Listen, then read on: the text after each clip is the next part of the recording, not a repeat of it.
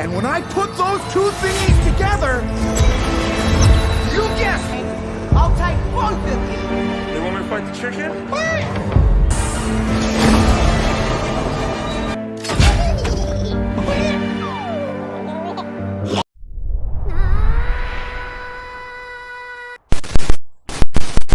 Halo seluruh, selamat datang kembali di Absolute Cinema. Yo, apa kabar bro? Kembali lagi bareng gua, channel kesayangan kita ini. Kali ini saya akan membahas alur cerita film yang lagi panas, diadaptasi dari game legendaris yang udah jadi bagian hidup jutaan orang, Minecraft The Movie.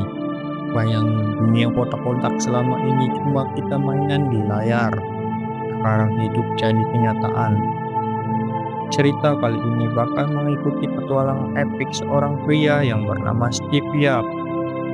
Steve dari dunia Minecraft yang harus berhadapan dengan monster neraka yang super jahat. Sebelum kita nyemplung ke ceritanya, jangan lupa like, komen, dan subscribe dulu ya. Dan nyalain loncengnya, biar ada notifikasi di HP kalian, biar nggak ketinggalan video-video seru berikutnya. Oke siap, gaspol ke cerita. Cerita kita dimulai dengan kilas balik ke masa kecil seorang bocah bernama Steve.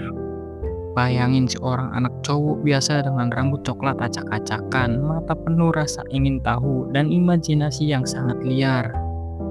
Steve bukan tipe anak yang cuma main di taman atau nonton kartun, pikirannya selalu melayang ke dunia fantasi yang dia ciptakan sendiri, dunia di mana dia bisa bikin apa saja, dari kastil megah sampai roket antar galaksi cuma dengan tangannya. Tapi ada satu hal yang selalu bikin Steve penasaran, sebuah tambang tua di dekat desanya. Konon tambang itu menyimpan rahasia besar, sesuatu yang bisa mewujudkan semua mimpi liarnya.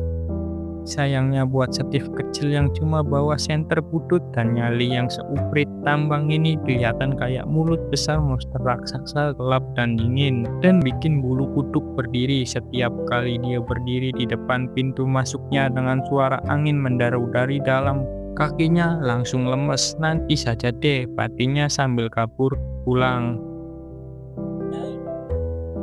Kembali sekarang sudah dewasa, umurnya sekitar 20-an, tapi hidupnya jauh dari kata oke. Dia kerja serabutan, tinggal di apartemen sempit yang bau dan apek, dan mimpinya yang dulu berkobar-kobar sekarang cuma tinggal angan-angan buram. Tiap hari dia ngerasa kayak stuck, nggak punya tujuan, nggak punya semangat. Tapi suatu hari pas dia ngunyah sandwich di warung pinggir jalan, matanya tiba-tiba nemplok ke bukit. Di kejauhan, bukit yang sama, tambang yang sama, ingatan masa kecilnya langsung kembali ke kepalanya. Apa jadinya kalau aku mencoba masuk ke tambang itu, kata Steve. Kali ini Steve gak mau mundur, dia udah muak sama hidupnya yang begitu-begitu saja, dengan jaket lusuh dan senter yang agak bagus. Dari masa kecilnya dia bulatin tekad dan melangkah ke tambang itu. Jantungnya pasti, tapi rasa penasaran didandankan jauh lebih gede dari rasa takut. Di dalam tambang, suasana mencekam, tetesan air dari langit-langit gua yang berbunyi tik tik tik tik, yang bikin Steve tambah deg-degan. Cahaya senternya nyaris nggak cukup buat terangin lorong yang kelam. Tapi di ujung terowongan dia menemukan sesuatu yang bikin matanya melebar. Dua artefak yang berbentuk kubus. Steve ngerasa ada energi yang aneh di dalam kubus ini. Tanpa pikir dua kali dan mungkin agak gegabah, Steve menyatukan kedua kubus itu. Terus cahaya menyilaukan meledak dari kubus, dan boom, sebuah portal raksasa muncul di depannya, berputar-putar kayak pusaran air dengan warna ungu yang hipnotis. Steve berdiri di depannya, napasnya tersenggal, dan ini dia, gumamnya. Dengan langkah ragu tapi penuh harapan, dia melompat masuk. Dan wush, dunia di sekitarnya berubah menjadi langit biru cerah, rumput hijau yang kotak-kotak, pohon-pohon yang kayak bikinan dari balok mainan.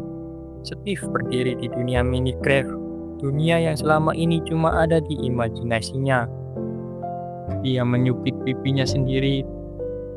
Takut ini cuma mimpi, tapi rasa sakitnya nyata dan tiba-tiba dia tertawa keras. Ini beneran kan? Di dunia ini Steve kayak anak kecil lagi. Dia lari-larian, ngepur tanah cuma pakai tangan, bikin rumah sederhana dari kayu. Dan bahkan nemu seekor anjing liar yang dikasih nama Dennis atau Dontol. Kamu temanku sekarang bro, kata Steve sambil ngelus Dennis yang langsung goyang-goyangkan ekornya bersama Dennis. Scratch on that ease. Welcome to Steve! And cows! Life was perfect. Bersama Dennis, Steve ngerasa bebas.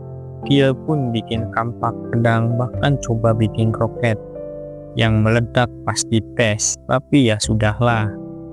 Dunia ini punya aturan simpel, kalau mau punya ide kamu bisa wujudin. Tapi petualangan Steve nggak berhenti di situ saja. Suatu hari, pas dia keliling-keliling ke dunia Minecraft, dia menemukan portal lain yang lebih gelap Flint and steel. dengan bingkai obsidian yang kelihatan jahat. Rasa penasaran menang lagi. Dan tanpa pikir panjang dia nyemplung masuk. Di sisi lain portal Steve ngusap ke dunia yang jauh beda. Langit merah membara, larva mengalir kayak semai, dan udara bau belerang. Ini The Nether, dunia neraka yang bikin bulu kuduk merinding. Di sini Steve nggak sendirian, dia langsung sambut sama makhluk-makhluk aneh. Babi-babi raksasa dengan mata merah yang menggerogoti emas. Dan yang paling mengerikan, pemimpin mereka bernama Malkosa. Leave the door! Take me and Malkosa bukan sembarang penutup. Dia gede bertanduk dengan jubah hitam yang berkibar kayak bayangan maut. Mata menyala-nyala dan suara dalam bikin tulang punggung Steve gemeter. Kamu bawa kubus itu, manusia? Kata nyaris berbisik tapi penuh ancaman. Malkosa benci kreativitas. Dengan ngerasa itu cuma bikin dunia kacau. Yang dia suka emas, kekuasaan, dan kehancuran. Dia pengen kubus artefak Steve buat kontrol dunia Minecraft dan merubahnya menjadi neraka abadi. Steve yang jelas bukan tipe pahlawan berotot, cuma bisa bengong pas pasukan babi Malkosa ngepung dia. Dalam sekejap, dia dan Dennis ditangkap. Malkosa nyaris berhasil rebut kubus itu, tapi Steve dengan kepanikan level dewa berhasil nyanyi ke Dennis. Lari bro, sembunyikan ini. Dia melempar salah satu kubus ke Dennis yang langsung kabur ke portal menuju dunia nyata Steve. Dia nggak seberuntung itu. Malkosa ngurung dia dipenjarakan di larva. Dan disitulah dia pikir hidupnya bakal berakhir. object of existence under my waterbed.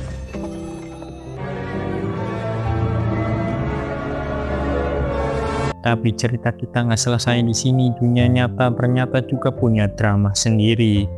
Sekarang kita pindah ke dunia nyata, ke seorang cowok yang bernama Garrison.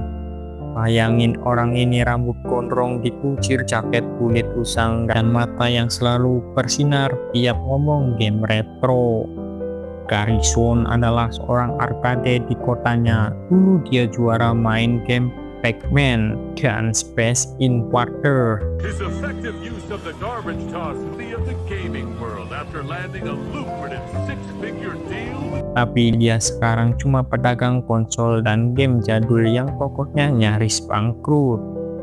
Tagihan numpuk, sewa nggak kebayar, tapi Garrison tetap santai bro. Hidup itu kayak game bro, kalau gagal tinggal coba lagi katanya, meskipun dompetnya menjerit. Suatu hari Garrison ikut lelang barang antik berharap dia menemukan harta karun. Dia boro-boro punya duit buat beli kardus 2 yang katanya isinya game langka. Ini pasti Nintendo edisi pertama batinya, tapi pas dibuka, jong, cuma tumpukan kertas usang dan salah satu benda aneh. kubus biru yang berkilau sama kayak punya Steve. Garrison bingung, tapi benda itu berbeda. Dia ngerasa ada sesuatu yang spesial. Di sisi lain kota ada kakak adik Harry dan Natalie. Mereka baru pindah setelah ibunya meninggal. Nyoba hidup baru, no. Natalie yang berumur 20-an kerja keras buat adiknya. Dia tipe cewek yang tangguh, tapi sering stres karena Henry, adiknya yang berumur 12 tahun, punya otak jenius tapi susah diatur. Henry ini kayak ilmuwan gila cilik.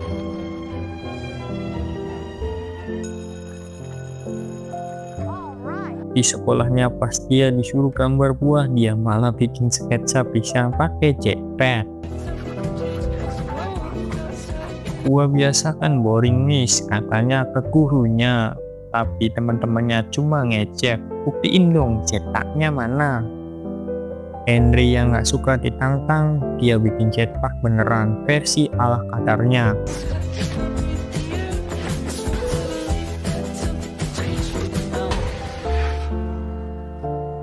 Tentu saja hasilnya jetpacknya itu ngamuk. Ngelonong ke arah kantor Natalie dan menghancurin meja bosnya.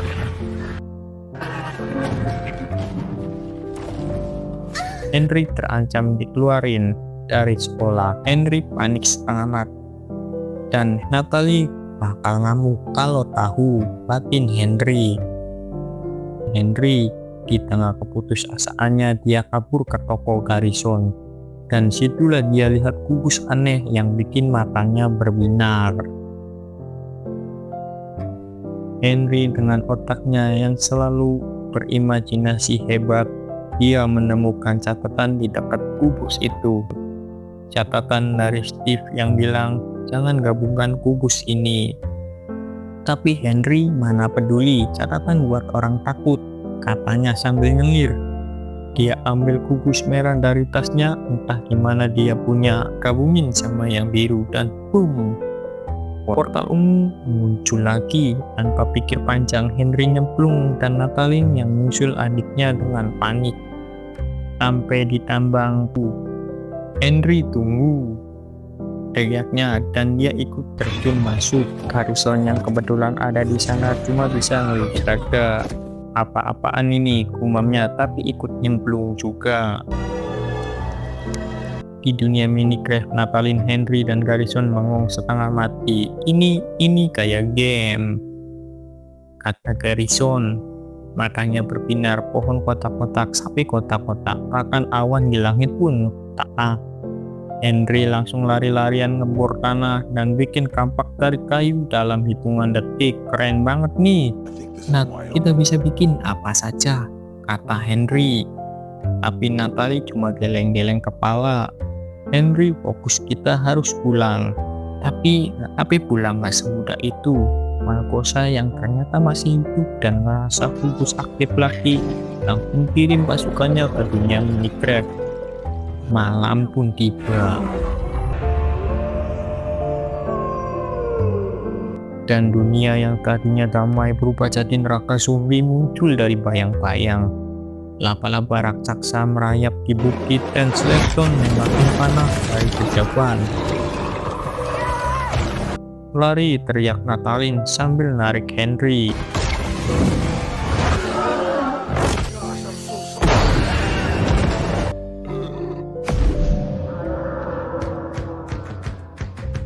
Keberuntungan di saat kritis, seorang muncul Steve yang ternyata dia masih hidup dengan kampak berlian di tangannya.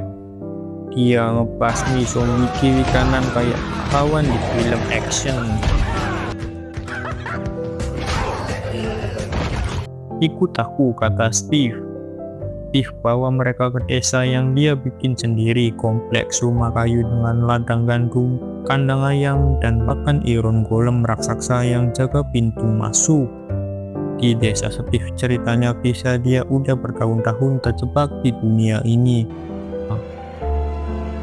berusaha ngelindungin kubus dari Malkosa. Tapi kubus yang mereka bawa sekarang rusak, wadahnya hancur, pasangan tadi. Satu-satunya cara buat pulang nyari wadah baru di tempat paling berbahaya. Woodland Mansion. Sarang monster yang bikin Steve aja ngeri. Henry dan Natalie dan Garrison gak punya pilihan, mereka pun setuju bekerja sama dengan Steve. Tapi Malkosa gak tinggal diam, dia kirim jenderalnya Changkus, babi raksasa dengan kampak larva, buat ngejar mereka. Tapi dari sini petualangan mereka berubah jadi lomba melawan waktu penuh aksi, jebakan, dan momen-momen yang bikin jantungan. Setelah perjalanan panjang yang melibatkan kabur dan ledakan Casper terbang pakai ekstra dan melewatin gua penuh larva, mereka sampai di Woodland Mansion. Tempat ini kayak kastil hantu, lorong-lorong gelap, karpet merah usang, dan suara aneh yang bikin bulu kuduk berdiri. Di lantai 3 wadah kubus baru dijaga sama Enderman. Monster tinggi dengan mata ungu yang bisa ngacauin pikiran kamu kalau kamu tatap matanya. Rencana simple Steve dari Garrison ngalahin perhatian Henry nyusup buat ambil wadah. Tapi di dunia Minecraft rencananya jarang berjalan mulus. Henry berhasil menemukan wadah setelah membongkar puluhan peti, tapi Enderman ngejar dia. Di saat kritis Henry ingat kata Steve, jangan tatap matanya.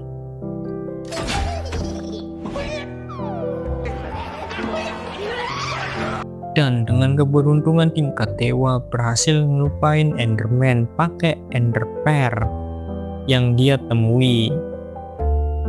Tapi pas mereka pikir sudah menang, Malkosa muncul sendiri dengan satu gerakan. Dia rebut kubus itu nyaris hancurin mereka semua. Garrison dalam momen heroik mengorbankan dirinya buat nahan Malkosa, ngasih waktu buat Steve dan Harry kabur, pergi selamatin dunia ini, teriaknya sebelum lenyap di tengah pasukan Malkosa.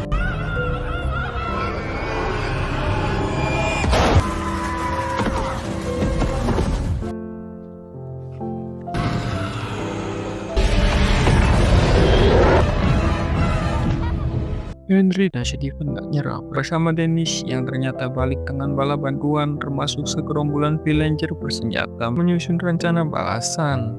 Mereka bikin pasukan, bikin TNI, dan siapin senjata gila ala Minecraft. Pertarungan akhir di depan benteng Malkosa adalah chaos total.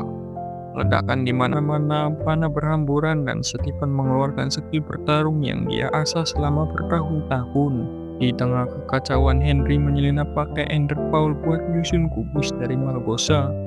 Dia hampir berhasil, tapi Malkosa ngejar dan nembak dia dengan bola api. Henry jatuh, tapi surprise, Garrison muncul, ternyata masih hidup. Mereka semua bersama-sama melawan Malkosa dalam duel epik yang bikin penonton pertolongan nafas. Dengan kerjasama, kreativitas, sedikit keberuntungan, mereka akhirnya mengalahkan Malkosa dan rebut kubus itu kembali. Setelah pertarungan selesai, portal ke dunia terbuka lagi. Stephen hampir milih tinggal di dunia Minecraft yang bikin dia ngerasa hidup. Tapi Natalie dengan kata-kata yang menyentuh hati, meyakinkan dia, kamu bisa membawa kreativitasmu kemana saja. Steve, dunia nyata butuh orang kayak kamu. Steve pun tersenyum dan untuk pertama kalinya dia setuju pulang. Kembali ke dunia nyata, hidup bersama mereka berubah. Garrison, Henry, dan Stephen bikin studio game. Natalie jadi guru bela diri, mengajarin anak-anak buat percaya sama diri sendiri. Marin punya cerita lucu, dia jatuh cinta dengan villager yang terjebak di dunia nyata. Dan mereka rencana pengen nikah. Dan dunia Minecraft masih ada di luar sana menunggu petualangan berikutnya. Tamat. Ending yang sangat keren. Pelajaran yang kita dapat dari film ini, jangan pernah mematikan mimpimu dan jangan pernah terpengaruh oleh omongan orang lain. Mimpi itu harus realistis, Tapi tetap berani. Ingat, kamu pernah bermimpi untuk membahagiakan kedua orang tuamu. Mungkin ada juga mimpi lain yang terpampang di wallpaper HP ponselmu. Entah itu mobil keren, PC gaming yang canggih, atau wajah seseorang yang kamu cintai. Kejar mimpimu dengan tekad, karena setiap langkah membawamu lebih dekat ke tujuan.